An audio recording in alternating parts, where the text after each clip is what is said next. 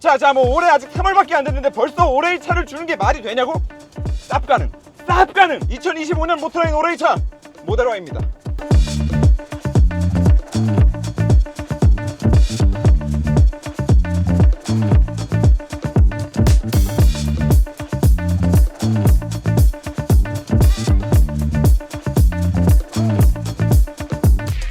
네, 여러분 안녕하세요. 모터라인 인서입니다.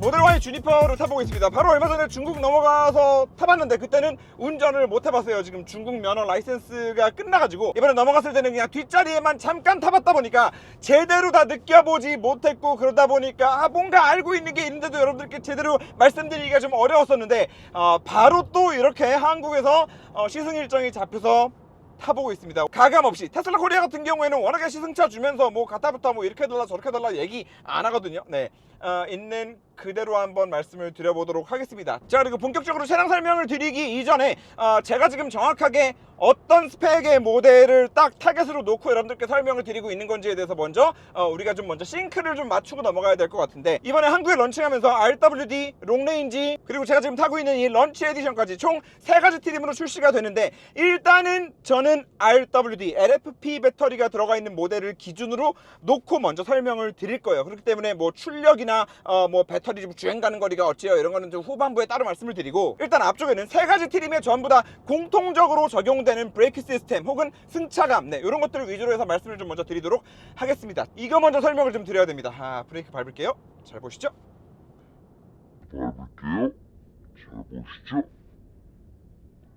자, 보셨습니까? 네, 브레이크 페달을 밟았을 때 회생 제동의 양이 늘어났습니다. 이 말은 무슨 말이냐? 이제 드디어 테슬라도 브레이크 바이 와이어, 전자식 브레이크 시스템을 도입했다는 얘기입니다. 이 시스템이 도입되면서 결과적으로 우린 이제 어떤 혜택을 누릴 수 있게 됐다? 원 페달 드라이빙을 내가 강제로 어쩔 수 없이 사용해야만 하는 그런 제약에서부터 벗어날 수 있게 됐다. 자, 이게 조금 이해가 안 되실 수 있기 때문에 살짝 히스토리를 좀 훑어드리겠습니다. 저 같은 경우에는 이 테슬라가 모든 사람들한테 원페달 드라이빙을 강제하는 것에 굉장히 좀 화가 나 있었던 사람이고, 그러다 보니까 테슬라가 도대체 왜 이런 결정을 내릴 수밖에 없었는가, 도대체 테슬라가 차를 왜 이렇게밖에 만들 수 없었는가에 대해서 많은 고민을 하고 또 공부를 했던 사람으로서, 이 테슬라가 원페달 드라이빙을 강제하는 이유가 이거다, 이렇게 딱 2가지를 추정할 수 있다 라는 영상까지 별도로 만들었을 정도로 굉장히 관심이 많은 사람이거든요.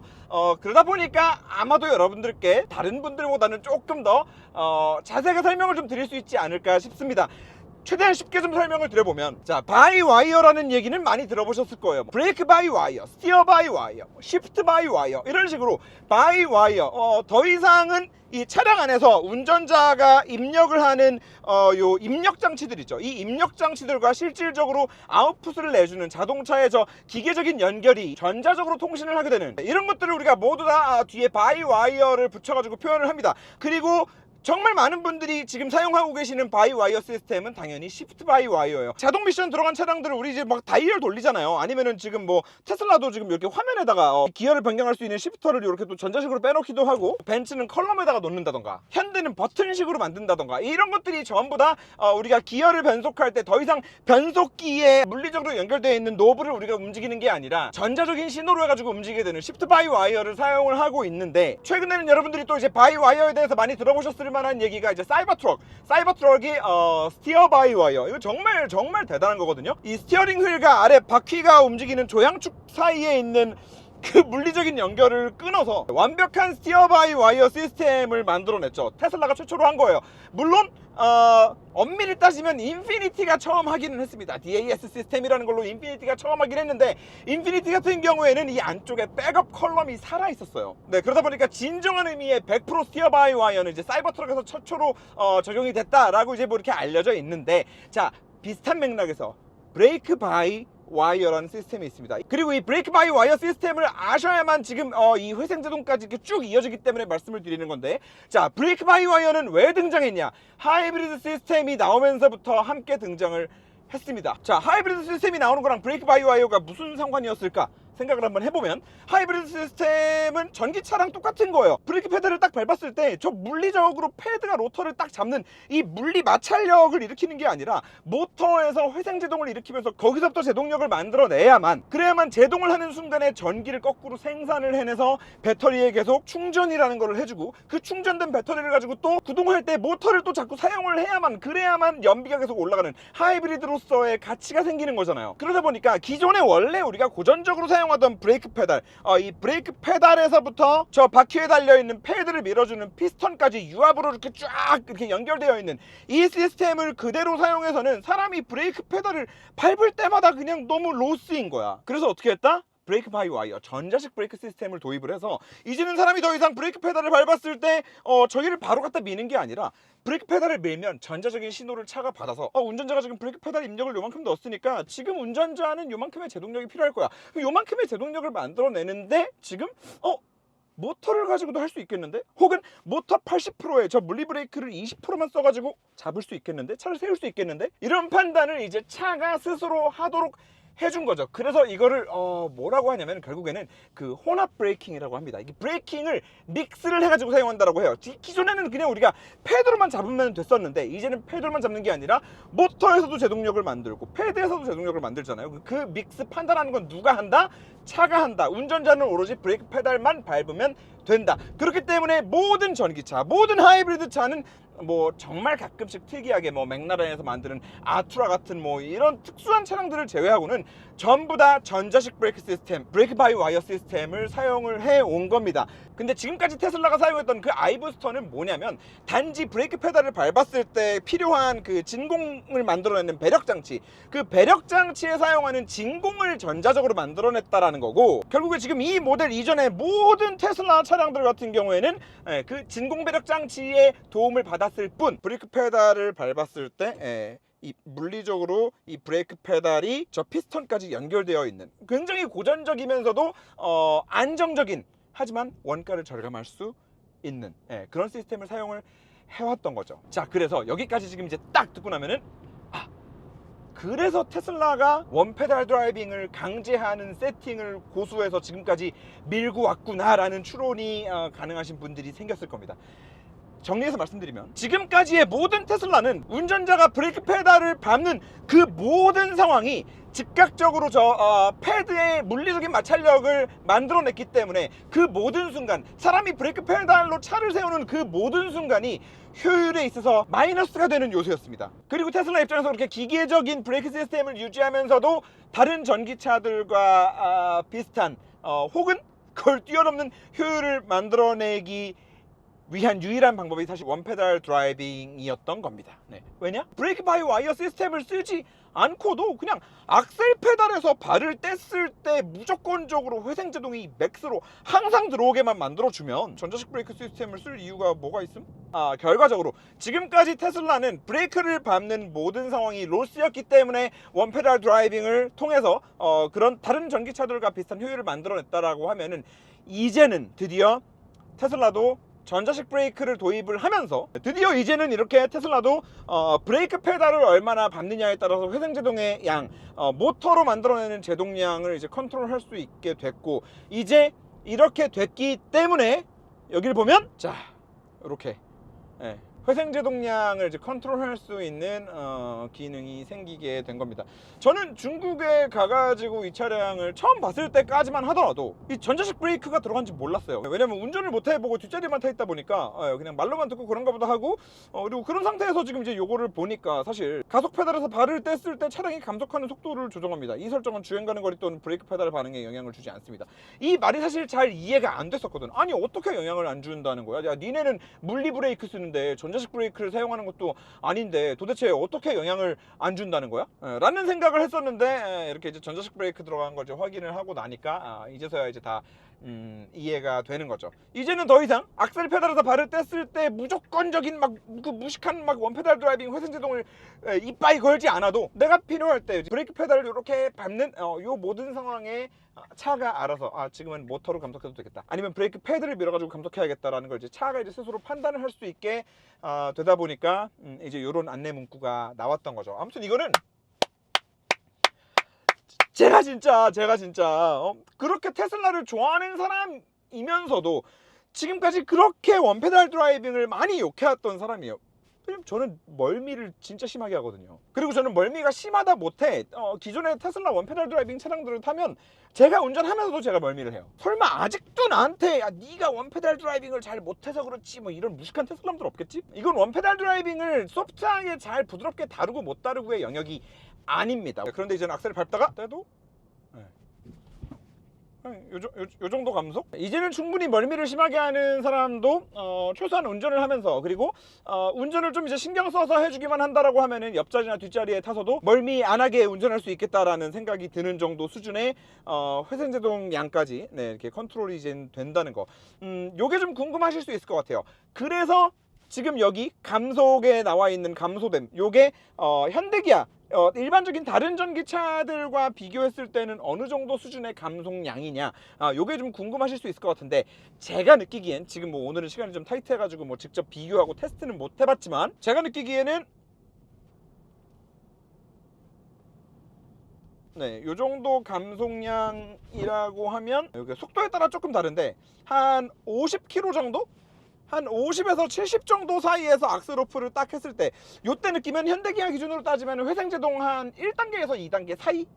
사이 정도? 자, 그래서 물론 이왕 만드는 거 현대처럼 아예 꺼가지고 그 타력 주행할 때 진짜 그 부하가 1도 걸리지 않고 진짜 그 쫙 미끄러져가지고 하는 그런 세팅까지 그냥 좀 가능하게 해줬으면 얼마나 좋았겠나라는 생각이 드는데, 테슬라 입장에서 거기까지는 뭔가 이 뭐 인증을 받을 때나 어떨 때나 주행 가는 거리를 뽑는데 좀 손해가 있다라고 판단을 한 것 같아요. 그래가지고 전자식 브레이크를 넣으면서도 딱 요만큼만 더 회생제동을 좀 강도를 약하게 할 수 있는 옵션을 준 게 아닌가라는 생각이 드는데, 어쨌거나 저는 솔직히 말하면 아직 3월밖에 안 됐는데 벌써 모터라인 올해의 차 2025년이 아직 9개월이나 남았는데 벌써 이 차에 올해의 차를 준다고? 솔직히 말하면 테슬라 차량들은 진작에 한번 줬어야죠. 진작에 줬어야지. 그럼에도 제 기준에 이 차는 올해의 차라고 해가지고 빡 줄 수가 없었던 게, 나는 그 회생제동 원페달 드라이빙 강제하는 건 난 도저히 참을 수가 없거든. 그랬었는데 이번에 그게 해결된 것만으로도 저는 올해 더 이상 그 어떤 차가 한국에 출시된다 하더라도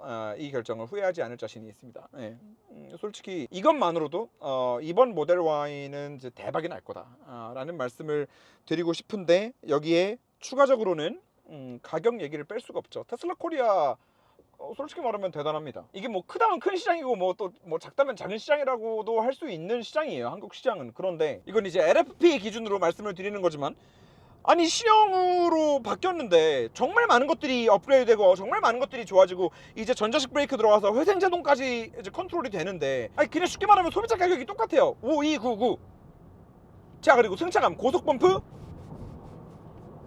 자, 지금 얘는 런치팩이긴 한데 이 런치팩이랑 롱레인지랑 LFP랑 서스펜션 셋업은 다 똑같다고 합니다. 그래서 요걸 기준으로 또 이제 다 말씀을 좀 드려보면, 솔직히 말씀드리면 저는 기존 LFP 모델, 그러니까 이거 플랫폼 얘기하기 시작하면은 뭐 또 뭐 페이스리프트냐 풀체인지냐 뭐 얘기가 엄청 길어지는데, 여러분 테슬라는요, 보통 여러분이 야 플랫폼이 바뀌면 풀모델 체인지 아니야 라는 얘기들을 하잖아요. 그런데 테슬라는 플랫폼을 그냥 중간중간에 연식 변경될 때 아무 때나 그냥 막 갈아치우는 회사예요. 이 얘기를 왜 하냐면, 우리나라에 초창기에 들어왔던 모델 Y들 있죠. 걔네랑 중국에서 모델 Y LFP 후륜구동 모델 만들어가지고 들어올 때 걔네랑 플랫폼이 달라요. 뭐가 달라? 차의 이 뒤쪽 이 반띵이 기가캐스트로 찍어가지고 만들어져요. 그 말은 무슨 말이냐? 공차 중량부터 시작해서 뭐 차대 강성, 승차감 모든 것들이 완전히 다르게 느껴질 수 있는 세팅이란 얘기거든요. 그리고 더 웃긴 거 말씀드리면, 모델 Y의 앞쪽까지 기가캐스트로 찍어낸 차도 이미 팔고 있어요. 미국에서 텍사스 공장에서만 만들어요. 그리고 뭐 그것뿐이야, 최초에는 배터리 팩을 이렇게 붙였단 말이에요. 차 바디가 있고 배터리 팩을 붙였는데 기가캐스트 들어가고 뭐하고 하면서 중간에 갑자기 배터리 팩도 셀2 바디로 바뀌었어요. 그래서 더 이상 배터리 팩의 개념이 없어요, 테슬라는. 이런 식으로 플랫폼이 미친 듯이 계속 바뀌는데 무슨 뭐 우리가 뭘 기준으로 뭐 이거는 페이스리프트다 이걸 어떻게 얘기할 거냐고. 그래서 심지어 테슬라는 공식적으로 페이스리프트다 풀모델 체인지다를 얘기하지 않아요. 그래서 저는 그냥 개인적으로는 뭔가 새로운 이름을 붙여가지고 하이랜드나 주니퍼나 이런 새로운 이름을 붙인다거나 그래도 테슬라 입장에서는 디자인의 풀모델 체인지에 준하는 변화를 줬다거나 하면은 그냥 우리는 이걸 풀모델 체인지라고 봐야 하지 않을까라고 해서 저는 풀모델 체인지라고 얘기를 했던 건데 뭐 다들 페이스리프트라고 하시니까 아무튼 제가 페이스리프트 기준이라면 얘는 벌써 이 플랫폼이 몇 번이나 바뀌었다라는 말씀을 좀 드린 겁니다. 자, 그런데 승차감 얘기하다가 지금 이 말씀을 왜 드렸냐면 얘가 그 이제 구형 LFP RWD 모델부터 뒤에 기가캐스트 들어갔다고 말씀드렸잖아요. 그거 들어가는 시점부터 모델 Y는 승차감이 이미 저는 대폭 한번 향상이 됐다라고 생각을 합니다. 그리고 결론부터 말씀드리면은 그 이미 한번 대폭 향상됐던 그 구형 Y LFP 모델과 비교했을 때는 저는 사실 승차감 차이를 못 느끼겠어요. 특히나 어떤 구간이 굉장히 똑같냐면 날카롭게 빠르게 치고 들어오는 범프들이 있어요. 노면과 노면 사이에 그냥 아스팔트 다시 깔면서 생기는 그냥 그런 이음새들 있죠. 지금 이런 잔뇨 처리 계속 반복되는 구간도 마찬가지예요. 좀 이렇게 날카롭게 따다다닥 치고 들어오는 이 진동을 원래 모델 Y LFP 버전이 다른 거는 다 개선이 됐음에도 이런 게 끝까지 개선이 안 되고 남아 있었단 말이에요. 그리고 모델 Y LFP 타시는 분들 다 공감하실 거라고 생각을 하는데 이 느낌이 앞보다는 뒷자리에 갔을 때 조금 더 강해집니다. 그런데도 타당, 자 여기도 큰 범프는 괜찮아요. 근데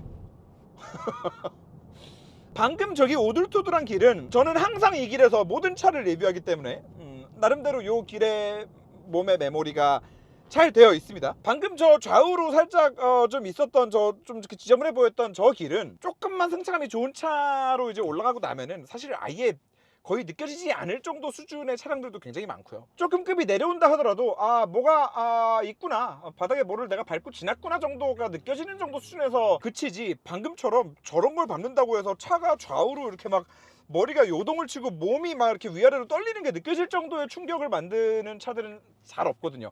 근데 모델 Y가 그렇고 그 특성이 그대로 남아있기 때문에, 그리고 저는 정확히 그 포인트가 모델 Y LFP에서도 끝까지 가장 불편한 포인트였기 때문에 개선된 걸 크게 모르겠다라고 중국에서도 말씀을 드렸고 지금 현재 여기에 와서도 동일한 느낌을 받고 있는 겁니다. 솔직히 고속 범프는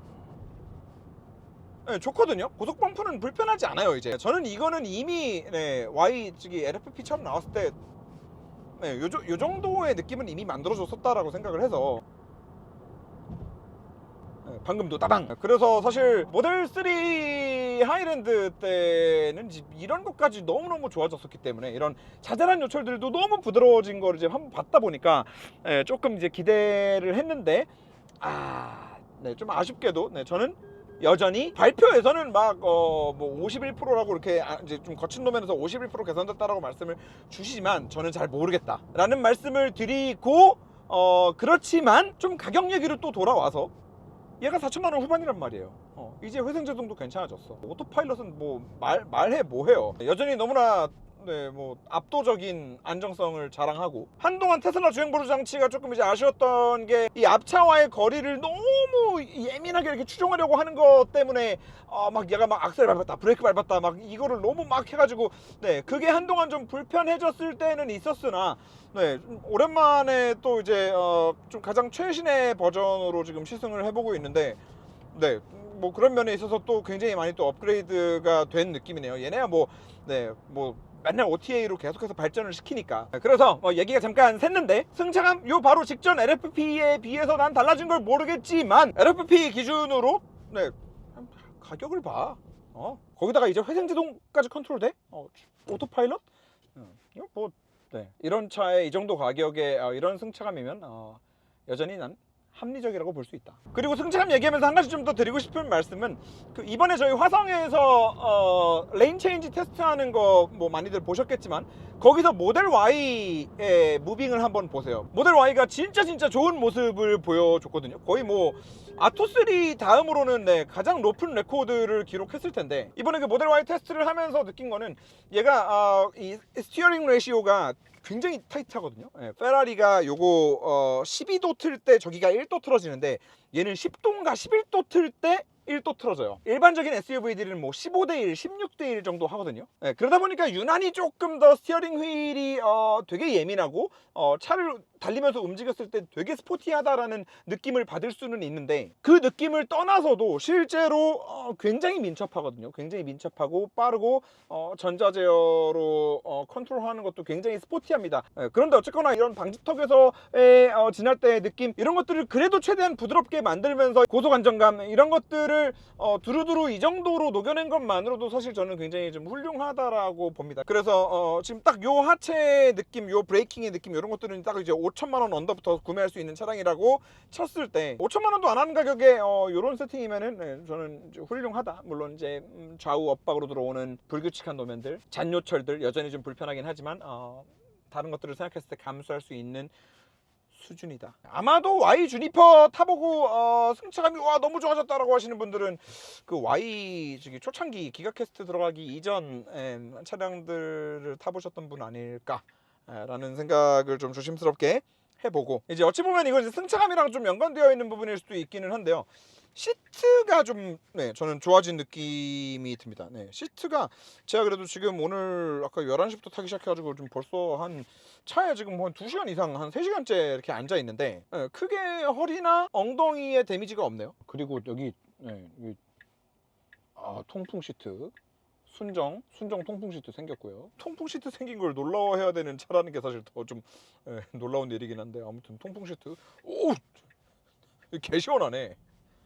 통풍 시트 성능 좋다. 살짝 땀나는 것 같아가지고 잠깐 켰는데 바람이 그 진짜 딱 이 속까지 다 침투하는 그 느낌이죠. 그 느낌이 좀 바로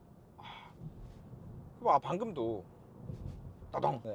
여러분들도 시승해 보시면 시승해 보시면 될 것 같고요. 승차감은 자 이제 드디어 이제 뭐 듀얼 모터 뭐 런치팩 뭐 이쪽 얘기를 좀 드려야 될 것 같은데 일단 어떠한 전략적인 판단이었을 거라고 생각을 합니다만 한국에는 그 퍼포먼스 트림을 가지고 들어오지 않을 계획이라고 합니다. 그래서 RWD 그리고 롱레인지 듀얼 모터 그리고 이 위에 런치 에디션 그렇게만 이제 구성이 될 예정인데 사실상 롱레인지랑 이 런치팩은 출력이 똑같습니다. 그러니까 런치팩도 그냥 듀얼 모터예요. 다만 다른 게 뭐가 있냐면 출력을 조금 더 높게 쓸 수 있는 모드가 하나 들어가 있다라고 생각을 하시면 될 것 같아요. 그 모드가 바로 여기에 있는 요 스포츠 모드 가속의 스포츠 모드. 다시 말해서 런치팩이 아닌 그냥 롱레인지 같은 경우에는 가속의 스포츠 모드가 아니라 노멀이 아마 써 있을 건가 그럴 거예요. 근데 얘는 런치팩이어서 스포츠 모드가 있고 그렇기 때문에 조금 더 높은 출력을 느낄 수 있겠다. 그런데 사실 저는 뭐 전 리뷰에서도 말씀을 드렸지만 그냥 LFP RWD 모델만으로도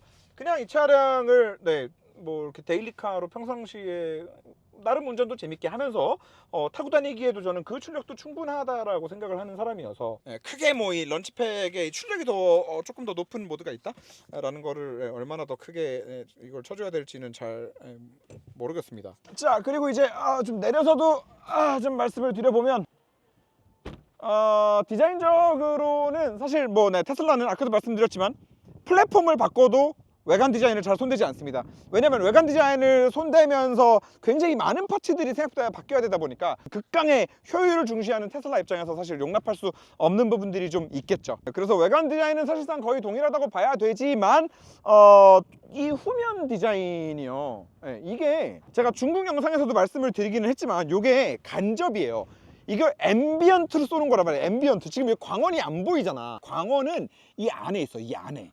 이 안에 있기 때문에 지금 여러분들이 이렇게 해서 봤을 때 빨간불이 싹 들어오는 거는 오로지 전부 다 간접으로 이렇게 비친 조명만 보고 있는 건데 이렇게 간접으로 비치는 조명만으로도 낮에까지 이렇게 빨간색이 선명할 수 있다는 게 사실 저는 조금 놀라웠어요. 그래서 여기 지금 가지고 와가지고 이제 주행씬 이제 차 움직이는 모습을 촬영을 하면서도 제가 직접 카메라를 잡으면서 보는데 와 이거 대낮인데도 저게 너무 잘 보이는 거야. 그래서 저게 이쁘더라고. 솔직히 말하면 디자인적인 관점에서 테슬라가 무언가 지금까지 어떤 자동차 업계에 혁신을 보여준 적은 없다라고 생각을 하거든요. 뭐 테슬라는 주행 보조 장치나 뭐 생산 시스템 그리고 이런 기가캐스트 전기차로서 보여줄 수 있는 엄청난 혁신이 뭐 셀 투 바디, 셀 투 비이클 이런 쪽으로는 큰 혁신들을 많이 했다라는 생각을 하지만서도 디자인적으로는 사실 테슬라를 누가 지금까지 뭐 역시 테슬라의 디자인 뭐 이러지는 않잖아. 근데 이제는 와 이거는 솔직히 말하면은 다른 자동차 회사들이 이건 미처 생각하지 못했던 거 아닐까? 이거는 진짜 이 자동차 업계의 테일램프 디자인의 큰 하나의 좀 획을 그은 거 아닌가라는 네, 그런 생각이 드는 네, 그런 디자인이에요. 생각해봐, 우리가 언젠가부터 다 테일램프를 일자로 찍찍찍찍 긋는 그 디자인이 유행을 했고 그 다음에 그 어떤 혁신도 나오지 않고 있었단 말이야. 근데 솔직히 이 정도면은 이거는 이거는 나는 혁신이라고 봐도 된다라고 생각을 하고, 이게 그냥 이쁜 것뿐만 아니라 기능적으로도 하나 역할을 하는 게 있다라고 합니다.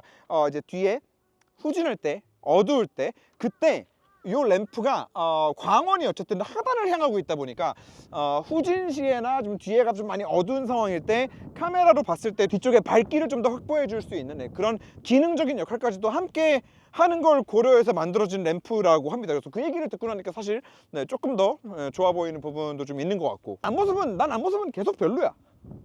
난 앞모습은 계속 얘는 테슬라 마크가 원래 없는 게 맞아? 테슬라 마크가 왜 빠졌지? 하지만 뭐 어쨌든 이번에 앞쪽 디자인을 이렇게 바꾸면서 그 CD 값, 그 학력 계수에 좀 도움을 줬다라고 합니다. 그래서 좀 더 좋은 효율, 좀 더 긴 주행 가는 거리를 뽑아낼 수 있게 됐다라고 얘기를 해주시고, 참고로 LFP 배터리 같은 경우에는 용량이 아주 미미하게 늘었고요.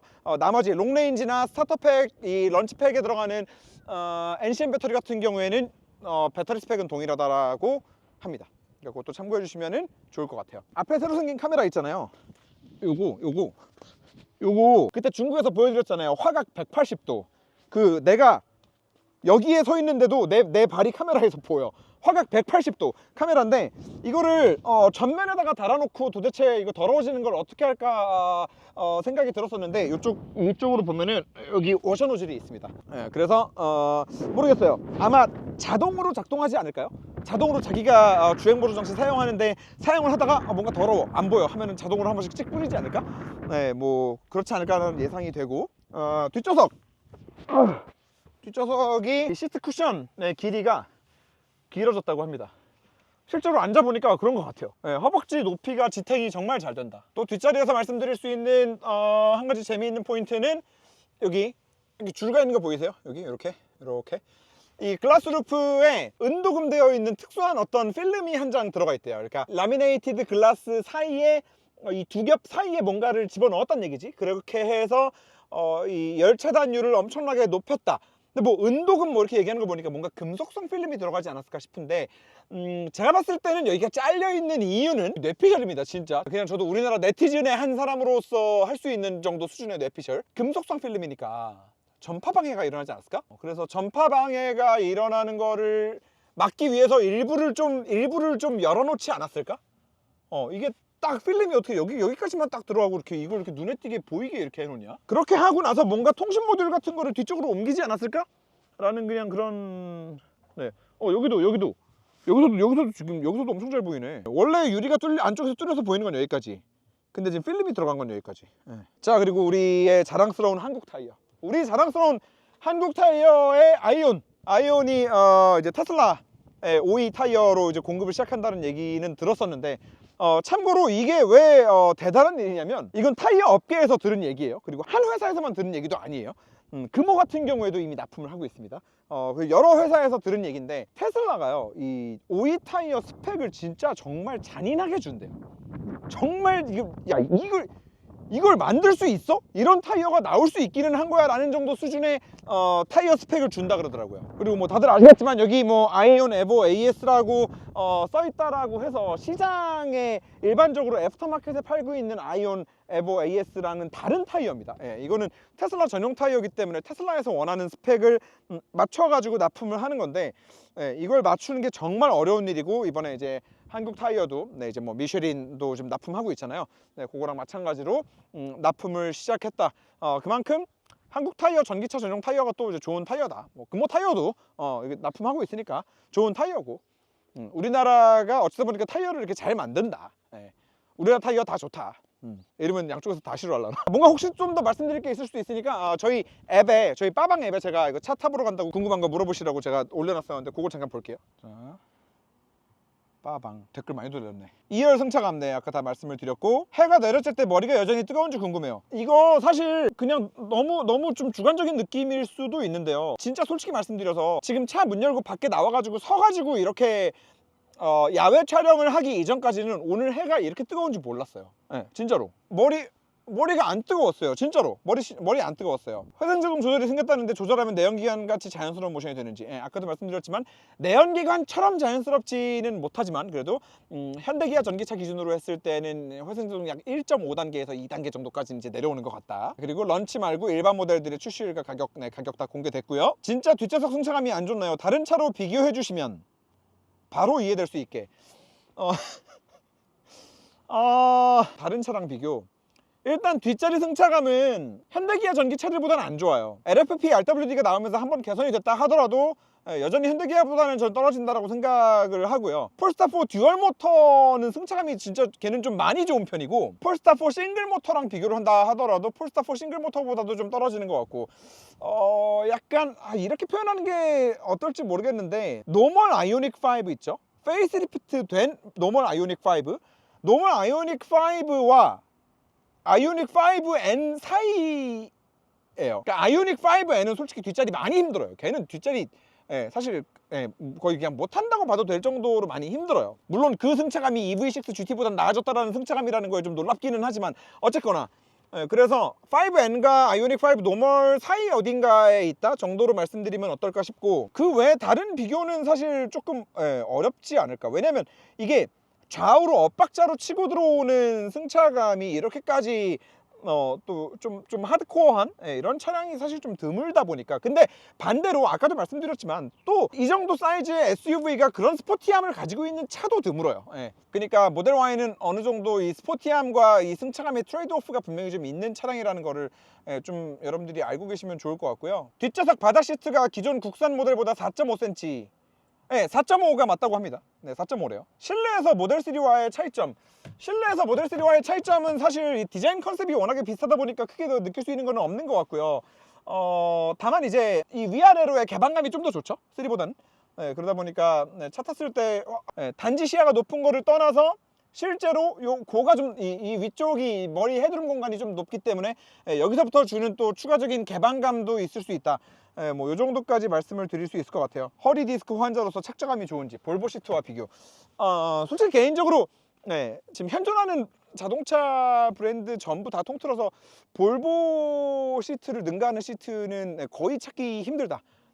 거의 찾기 힘들다. 그 정도로 볼보 계열은 시트는 진짜 그냥 완전 탑 클래스다 라고 말씀을 드릴 수 있을 것 같은데, 아까도 말씀드렸지만 얘가 일단 운전석 시트 기준으로는 저는 개인적으로 시트가 좀 괜찮아진 것 같아요. 그래서 좀 오래 앉아 있었는데 허리 불편한 거, 그리고 엉덩이 베기는 거, 두 가지 다 크게 못 느꼈다라는 거. 전반적으로 시트가 쿠션감, 그리고 텐션, 사이즈, 여러 가지 면에 있어서 좀 시트도 좀 디테일들이 많이 좀 좋아진 거 아닌가라는 생각이 들고, 한 가지 재밌는 거, 여러분 이번에 회생제동이 생겼잖아요. 그래서 전자식 브레이크가 들어가잖아요. 이게 상해 기가 팩토리에서 만드는 차만 이렇게 바뀌었다고 합니다. 미국에서는 안 바뀌었대요. 북미 쪽 나가는 차량들 같은 경우에는 전자식 브레이크 사용 안 하고 그대로 원페달 드라이빙을 강제로 적용하는 모델로 나간다고 합니다. 이걸 통해서 두 가지를 말씀드릴 수 있을 것 같은데, 첫 번째, 한국에 파는 모델 Y가 중국산이라고 슬퍼할 이유가 1도 없을 것 같다. 이거는 너무너무 잘 된 거기 때문에 미국산이 아니라 중국산이 들어와서 오히려 잘 됐다. 물론 뭐 FTA의 혜택을 봐서 뭐 오토파일럿 일부 기능을 조금 더 사용할 수 있게 된다거나 하는 그런 뭐 미국산이 가지고 있는 장점도 있겠지만, 전자식 브레이크가 중국산에만 적용된다라고 하면 무조건 둘 중에 사라 그러면 무조건 중국산 사야 되는 게 맞다라고 생각을 하고, 그리고 그렇다면 과연 중국산에만 이게 들어간 이유가 무엇이겠나 라고 생각을 했을 때, 테슬라 차이나에서 모트라인 모델 Y 리뷰를 감명 깊게 봤다. 뭐 그 정도를 추정해 볼 수 있겠다.